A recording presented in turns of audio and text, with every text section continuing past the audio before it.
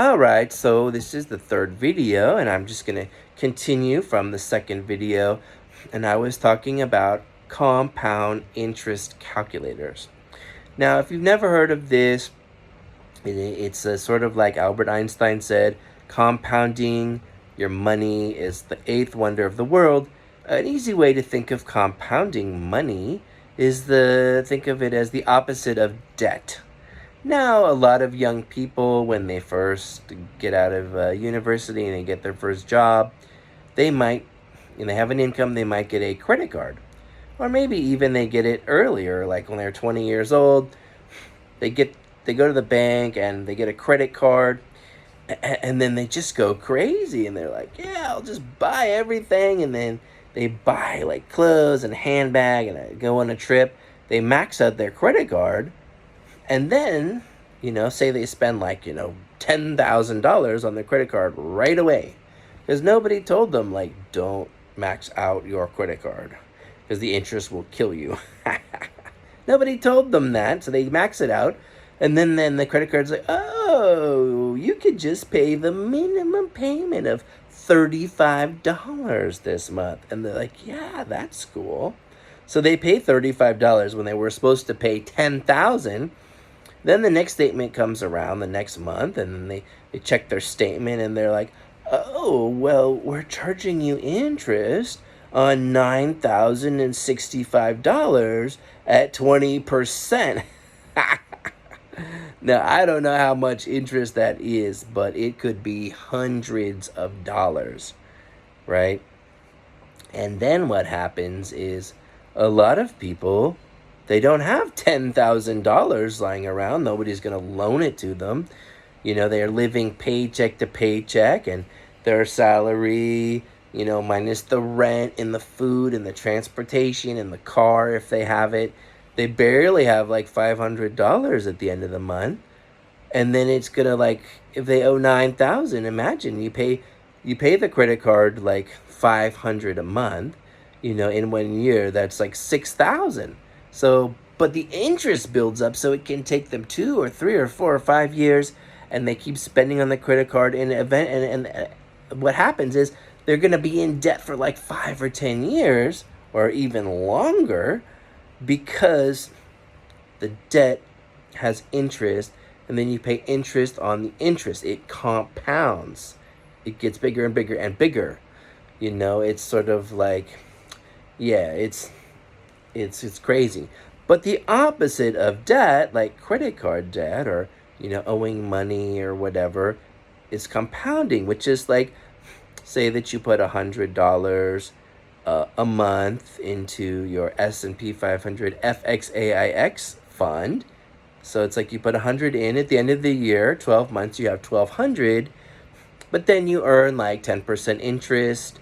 That's $120. So then you have the next year, it starts, instead of having 1,200, it's like 1,200 plus 120, which is like 1,320.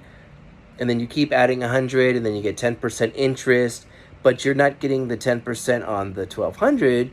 You're getting the 10% on the 1,320, which is like 10% of that.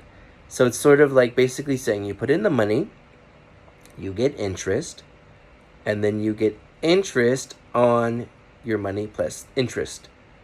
So it's like your interest and your money, it keeps growing and growing like a tree. That's compounding.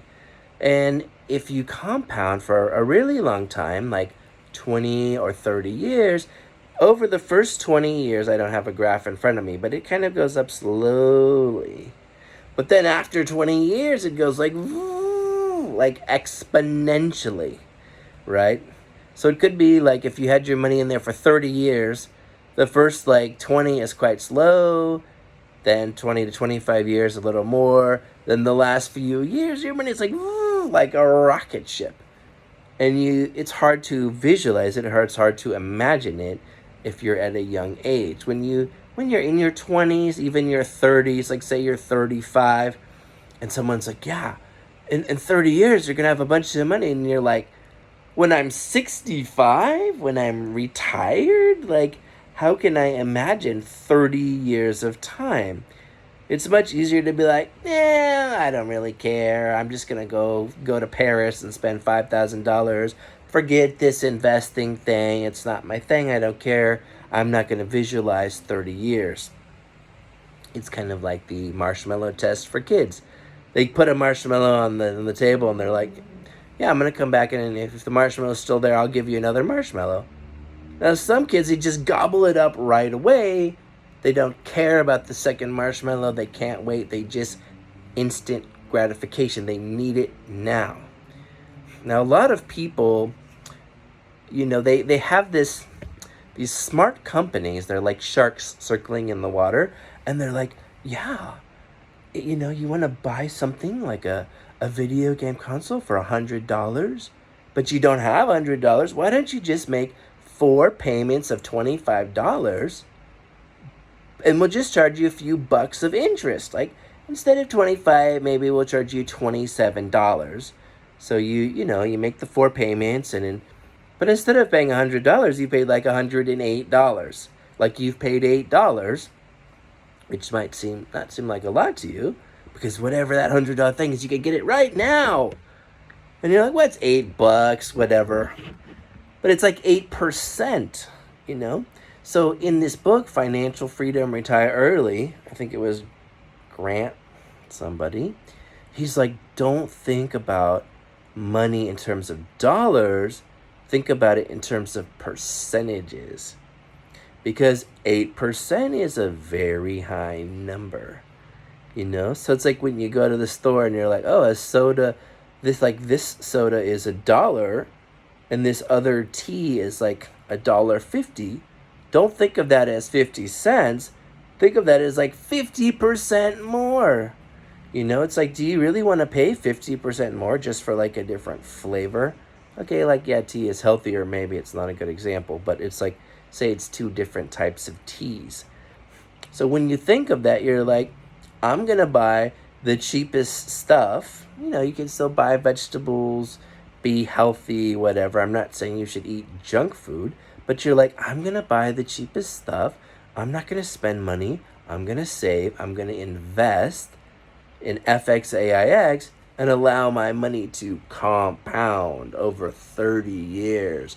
And I'll get like $1 million, I think I'll bust out the compound interest calculator in the next video so you can see. But I saw this one TikTok and he's like, oh yeah, if you put in like $12 a day in 30 years, you're going to have like $1 million. So $12 a day, it's like, I think I calculated it to be $360 a month. And I was like, yeah, $400 a month after 30 years is $1 million. Like, most people are like, oh, no, I don't believe that. It's not going to be $1 million. They don't really understand compounding. That's why I'll show you the compound interest calculator in the next video. But the important thing here is that if you really want to grow your money, you need to really, really keep that mindset and that discipline. Because I would say that investing is simple, but it's not easy. So it's like the first step, if you're an American, is to open a brokerage account, which a lot of people probably don't even have. They're like, yeah, I have a bank account, but I don't have a brokerage. And you could go to Charles Schwab. Sometimes you can just do it online. You can go to Charles Schwab. You can go to Fidelity, maybe E-Trade if they're still in business. I don't know. Robinhood. First, you open your brokerage account. Then when that goes through, you start to transfer money from your bank account. It's better to do this on a regular basis.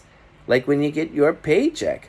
Now, I'm not telling you have to put in $500 or $1,000, every time. You could just you could start with $100. My wife, she has a high car payment. And so she just started putting like $30 a month. Like, that's it. Every month, $30. Boom, boom, boom. And you're building a habit of investing. It's a habit. It's like, no matter what happens this month with my money, I'm just putting $30 in. Now, building a habit is super important. I read this book by James Clear called Atomic Habits. It was one of the best books I ever read. He was talking about how once you do this thing, you build a habit, it becomes part of your identity. And it's not just that, like, oh, I'm just putting $30 a month. It's like, I am an investor. I'm someone who invests. That's my identity. So, what I'm trying to tell you is that you might have all of your reasons why you don't want to invest. You're like, oh, I need to do more research. Look at me, I'm 41. I've invested for 16 years. I barely did any research, just some basic stuff. You're like, I don't have enough money. Well, if you don't have enough money, does that mean you're not traveling ever? Does that mean you're never buying new clothes? You're never doing this or that? This is just an excuse that's because you just would rather buy other stuff. You might say, oh, it's too risky. It's true, there's some risk involved, but every time the market has crashed, 2000, 2008, 2020, even in the 1980s, it's always come back up. Well, maybe it'd be 3 years, but it's always come back up. So I'm not talking about investing for just 1 or 2 years. I'm talking 30 or more years, 20 or more years, really long term. And so it's not like, it's the S&P 500, it's 500 different companies. That's very diversified. It's not like you're just buying like Apple stock, or buying Macy's because Macy's went down a whole lot. Individual companies are very risky. Even like Lehman Brothers went bankrupt. But 500 of the biggest American companies, they're never going to go bankrupt. Maybe 1 or 2 will, but that's just part of the 500.